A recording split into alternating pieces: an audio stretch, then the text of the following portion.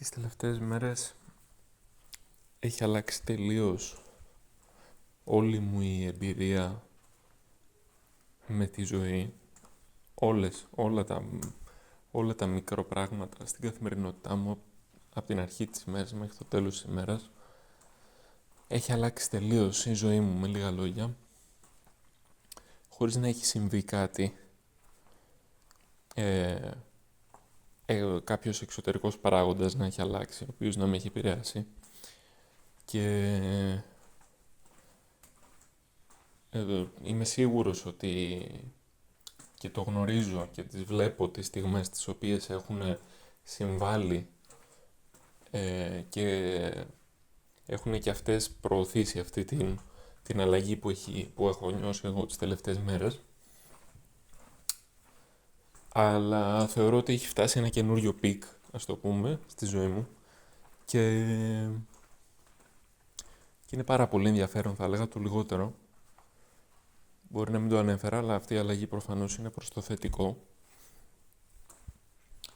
Και ήθελα να μιλήσω για κάτι το οποίο πραγματικά έχει κάνει τεράστια διαφορά. Είναι αυτό που παρατήρησα, ότι ίσως έχει κινήσει πιο πολύ τη βελόνα σε αυτή την αλλαγή που έχω βιώσει. Μεταξύ πάρα πολλών άλλων φυσικά. Αλλά κάτι που παρατήρησα εγώ για τη δικιά μου πραγματικότητα και είμαι σίγουρος ότι υπάρχουν και άλλοι άνθρωποι οι οποίοι μπορούν να βοηθηθούν από αυτό. Είναι ουσιαστικά ο διαχωρισμός της φωνής που έχουμε μέσα στο κεφάλι μας. Δηλαδή, ουσιαστικά όλη μέρα σκεφτόμαστε πράγματα. Αυτά τα πράγματα εκφράζονται στην πραγματικότητα είναι σαν μια φωνή στο κεφάλι μας. Οι εικόνες, η μια ιστορία, οι προτάσεις, αλλά στην πραγματικότητα έχουν μια υπόσταση την οποία μπορούμε να καταλάβουμε, να μεταφράσουμε. Σαν, όπως λέω, λέξεις και πρόταση, ας πούμε. Όμως αυτό που γίνεται, θεωρώ το 99,99% των περιπτώσεων, είναι ότι αυτή η φωνή δεν συνειδητοποιούμε ότι υπάρχει. Τι θέλω να πω με αυτό? Βιώνουμε το αποτέλεσμα αυτού του αφηγήματος, θα το πω, γιατί πιστεύω ταιριάζει πολύ, βιώνουμε την πραγματικότητα αυτού του αφηγήματος χωρίς να καταλάβουμε ότι είναι αφήγημα. Και τι σημαίνει αυτό? Ίσως ακούγεται insignificant, αλλά είναι πάρα πολύ significant. Γιατί αυτό το πράγμα, αυτή η σκέψη την οποία ακούμε υποσυνείδητα και εν τέλει εκφράζεται στο σώμα μας και στο μυαλό μας με συναισθήματα και εν τέλει με πράξεις, είναι πάρα πολύ σημαντικό επειδή το πιστεύουμε. Δηλαδή, όταν αυτό το πράγμα το παίρνουμε ως δεδομένο, τότε δεν το αμφισβητούμε, προφανώς, γιατί το παίρνουμε σαν δεδομένο και ζούμε, ουσιαστικά εν τέλει, με βάση αυτό το αφήγημα. Και γιατί είναι κακό αυτό? Όχι κακό, απαραίτητα, έτσι, είναι αυτό που είναι. Ένας μηχανισμός που έχουν οι άνθρωποι δεν μπορεί να είναι κακός, γιατί έχουν σχεδιαστεί με αυτόν. Αλλιώς δεν θα υπήρχε. Όμως, πού μπορεί να υπάρξει να φανεί ως προβληματικό? Μπορεί να είναι προβληματικός επειδή η σκέψη η οποία παράγεται στο κεφάλι μας, η οποία είναι υποσυνείδητη και δεν μπορεί να ελεγχθεί, μπορεί να μην μας συμφέρει και μπορεί επίσης να μην είναι αλήθεια. Αυτός είναι ο πιο σημαντικός παράγοντας. Και long story short, όλα αυτά μπορούσα να τα είχα βάλει, αν μπορούσα να βάλω όλο αυτό που είπα σε μια πρόταση, είναι You are not your thoughts, που το λένε και πάρα πολλοί άνθρωποι. Ουσιαστικά δεν είσαι αυτά που σκέφτεσαι, οι σκέψεις σου δεν είναι αληθινές. Έχω παρατηρήσει ότι οι σκέψεις μας δεν είναι αληθινές. Δηλαδή, πραγματικά στις 100 φορές δεν ξέρω αν κάνεις.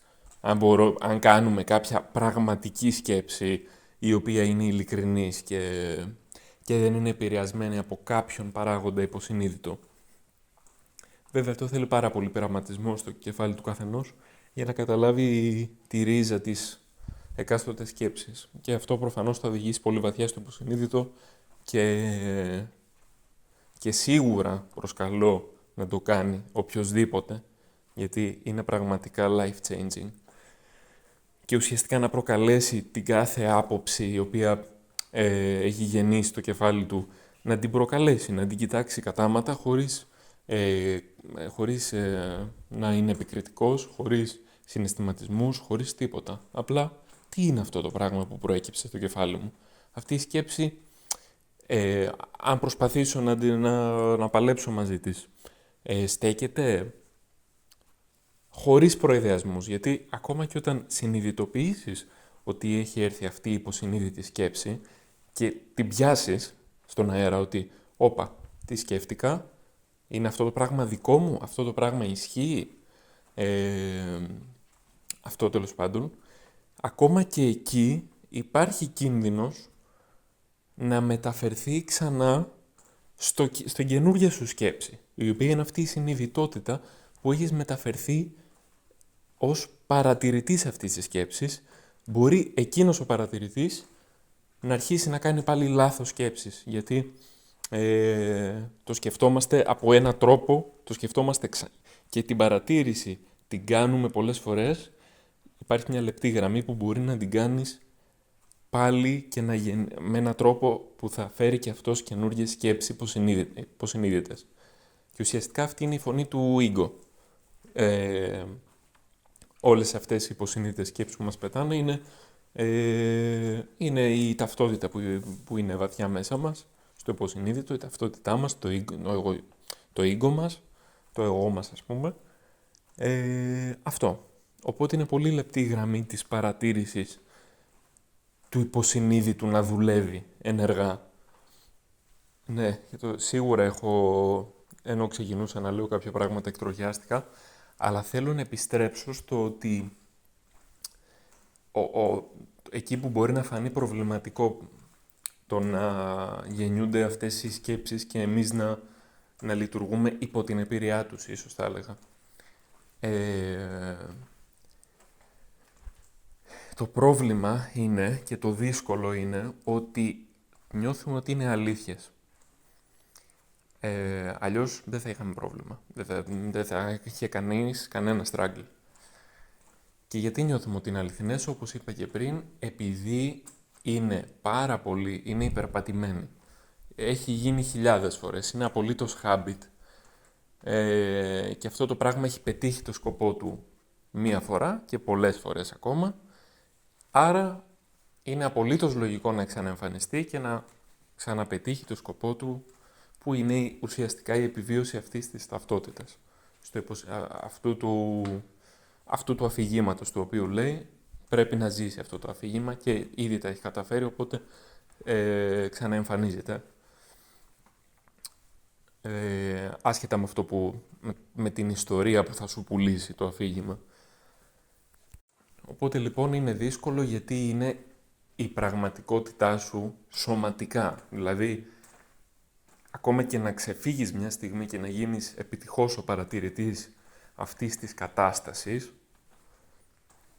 δηλαδή, κατάλαβα ότι έκανα μία σκέψη, για παράδειγμα, κάποιος λέει κάτι με έναν τρόπο, γιατί λέει μία πλάκα, ας πούμε κάνει μία πλάκα, αλλά εσύ δεν μπορείς να μην το πάρεις ως προσβολή, γιατί έχεις μάθει για το χύψη λόγο, που είναι άλλο θέμα τελείως αυτό, ότι πρέπει να προστατεύεις τον εαυτό σου και ότι προσβάλλεις. Αυτό είναι κλασικό πράγμα που παρατηρείται καθημερινά, αν απλά το προσέξεις. Δηλαδή, προσβάλλεται πολλοί κόσμος εύκολα με αυτά που θα ακούσει από κάποιον άλλον.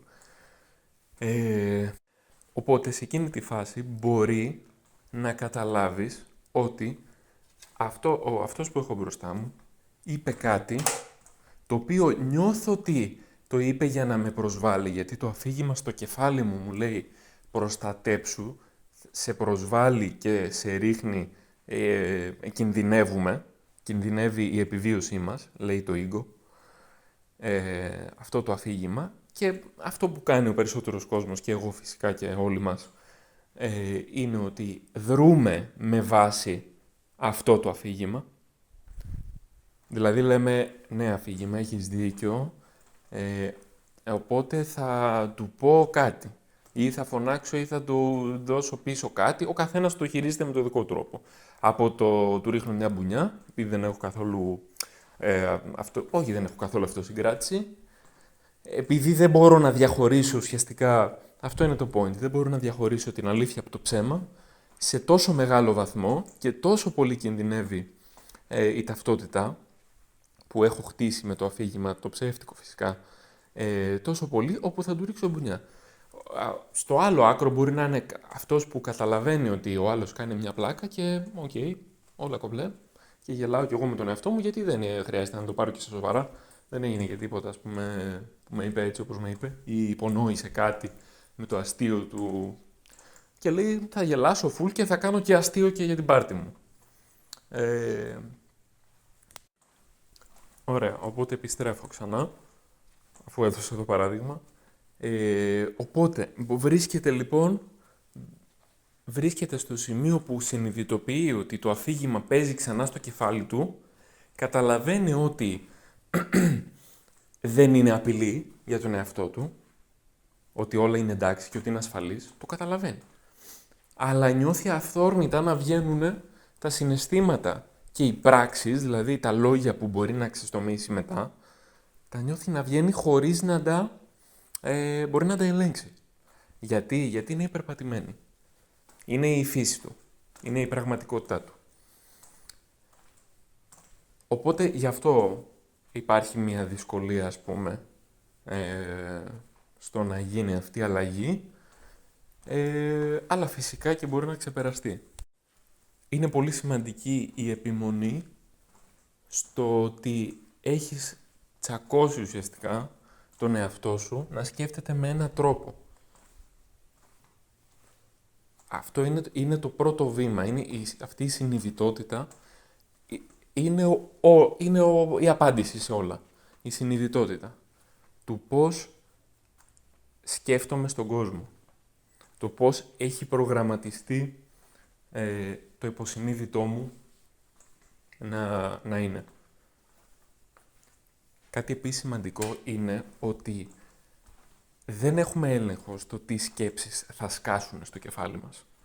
Δεν πειράζει, είναι φυσιολογικό, προφανώς. Αλλιώς δεν θα ήταν έτσι. Δεν έχουμε κανέναν έλεγχο στο τι θα σκάσει στο κεφάλι μας.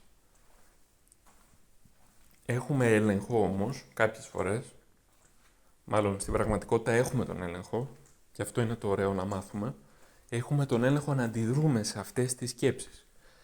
Και όταν λοιπόν αντιδρούμε, όταν αρχίσουμε να αντιδρούμε συνεχώς, να είμαστε σε ένα state συνειδητότητας και awareness συνέχεια στην καθημερινότητά μας, αυτό δεν μας βγάζει από τη στιγμή, δεν λέω κάτι τέτοιο, ίσα ίσα σε βάζει στη στιγμή, και όταν είσαι σε αυτό το state λοιπόν συνεχώς και βλέπεις πώς λειτουργεί ο κώδικας που είναι γραμμένος στο μυαλό σου, στο υποσυνείδητό σου, αρχίζεις και παίρνεις τον έλεγχο στο πώς θέλεις να είσαι ουσιαστικά. Και ψάχνοντας αυτές τις σκέψεις και τη ρίζα τους, που αυτό είναι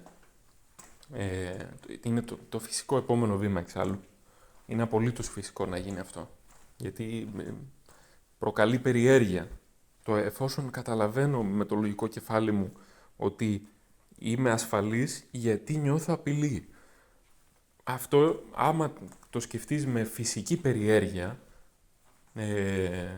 που είναι απολύτως λογικό να έχεις αυτή τη φυσική περιέργεια, θα σε οδηγήσει, προφανώς κάπου βαθιά, θα σε οδηγήσει ίσως λογικά στην παιδική σου ηλικία, σε κάποια patterns που έχεις μάθει απ' έξω και ανακατοτά, από διάφορους παράγοντες, και προφανώς αυτό θα έχει ένα αποτέλεσμα. Τώρα, αυτό το αποτέλεσμα Θέλω να πιστεύω ότι χρησιμοποιώντας ξανά την συνειδητότητα θα είναι πάρα πολύ θετικό. Όχι απλά πάρα πολύ θετικό. Αυτό καταλαβαίνω ότι είναι όλο το ας πούμε το κλειδί στο πώς να ζεις. Συνειδητοποιώ ότι πέρα από ένα παράδειγμα που έδωσα, ελπίζω να περάστηκε το μήνυμα, γιατί με παραδείγματα ίσως θα ήταν πάρα πολύ πιο εύκολο, αλλά ήθελα να το πω για κάποιο λόγο έτσι, σαν θεωρία και να πιάνει να πιάνει όλες τις περιπτώσεις μέσα.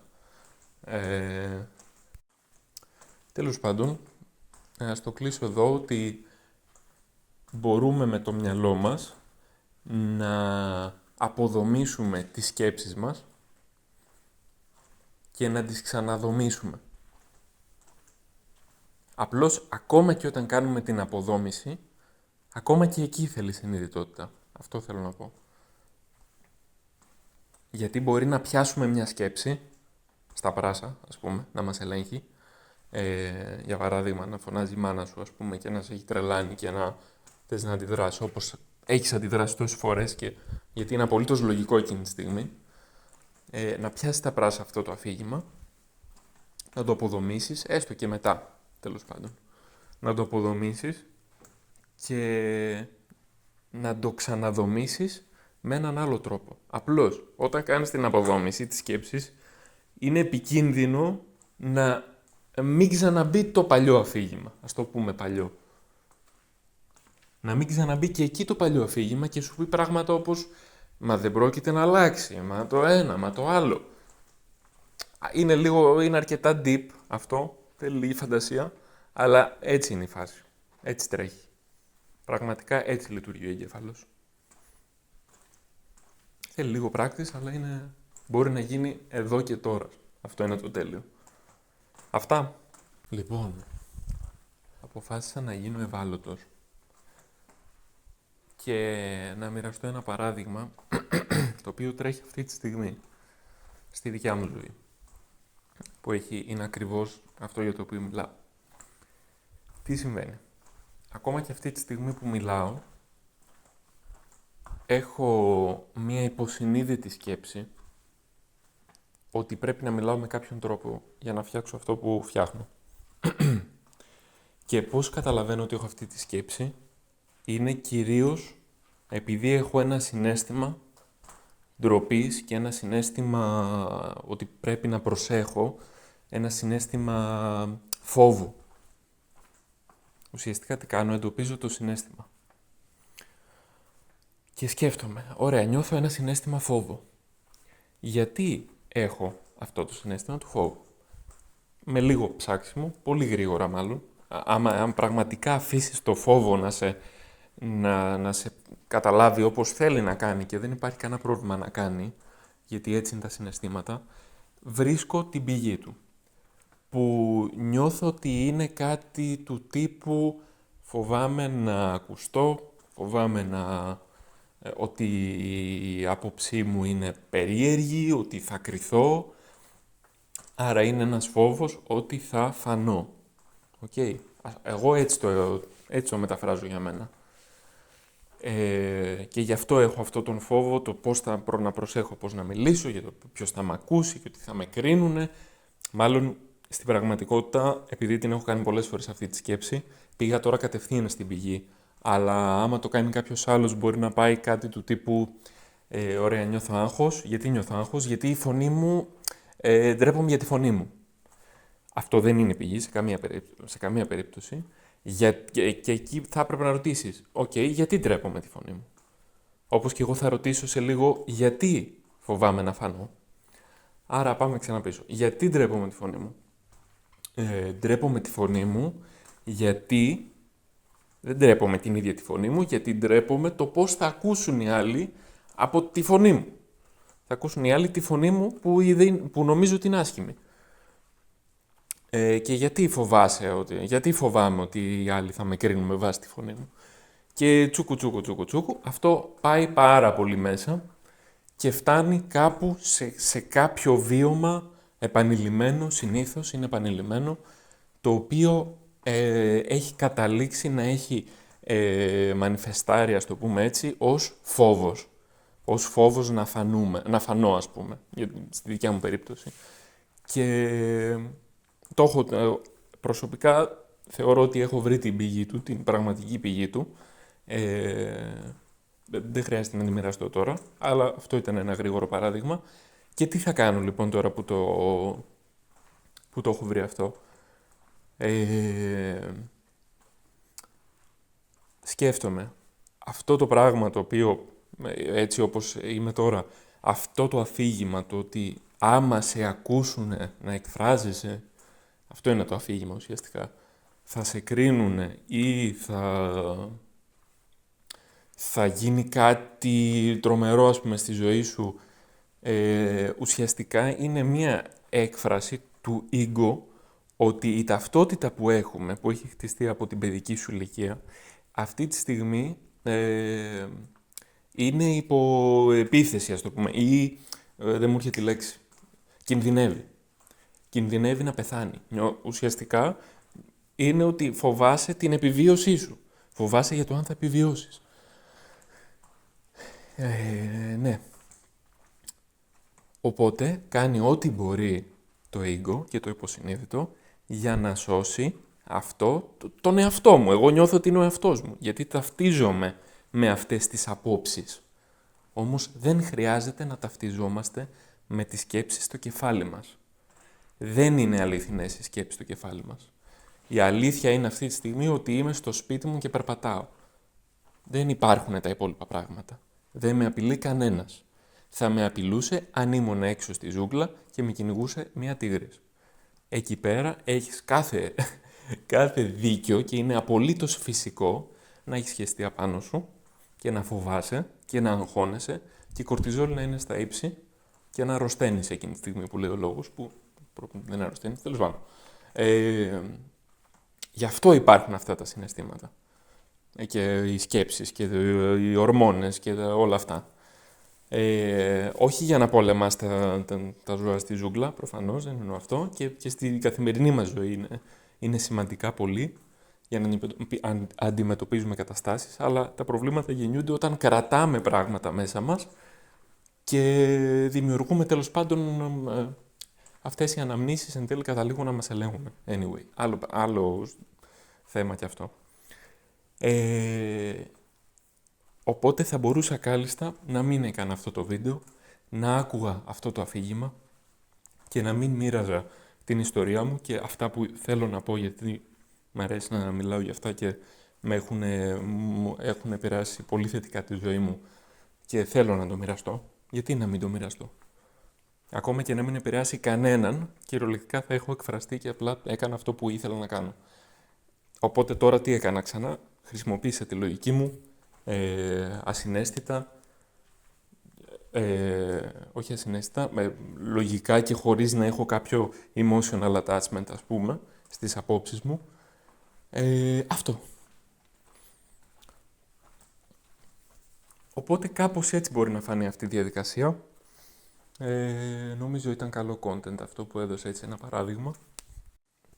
Και κάπως έτσι, όταν αρχίσεις να ζεις με αυτόν τον τρόπο,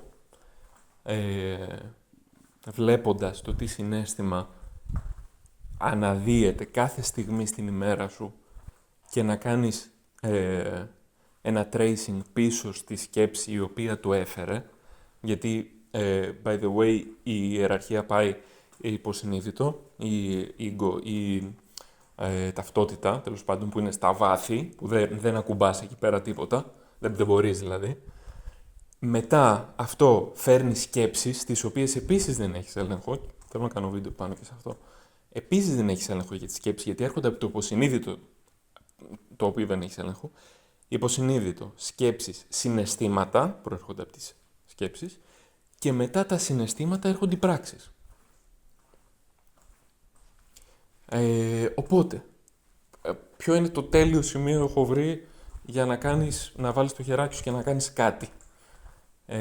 Προφανώς δεν είσαι στο έλεος της κατάστασης, γι' αυτό εγώ λέω όλα αυτά που λέω. Αυτό είναι το μαγικό με αυτή την εμπειρία, ας πούμε, την ανθρώπινη. Συνειδητοποιείς το συναίσθημα. Και τι κάνεις, το αμφισβητείς, το κάνεις question. Από πού προήρθες, ποιος είσαι και τι θέλεις, με λίγα λόγια. Το αμφισβητείς το συναίσθημα, γιατί εγώ τώρα νιώθω τρέμω, ας πούμε, ενώ είμαι με μια παρέα στη δουλειά, λέω εγώ τώρα. Ή γιατί αγχώνομαι να πάω εκεί και να δω αυτόν. Ή γιατί αυτό το συγκεκριμένο άτομο στη δουλειά μου προκαλεί ε, φόβο, άγχος, νιώθω κατώτερος.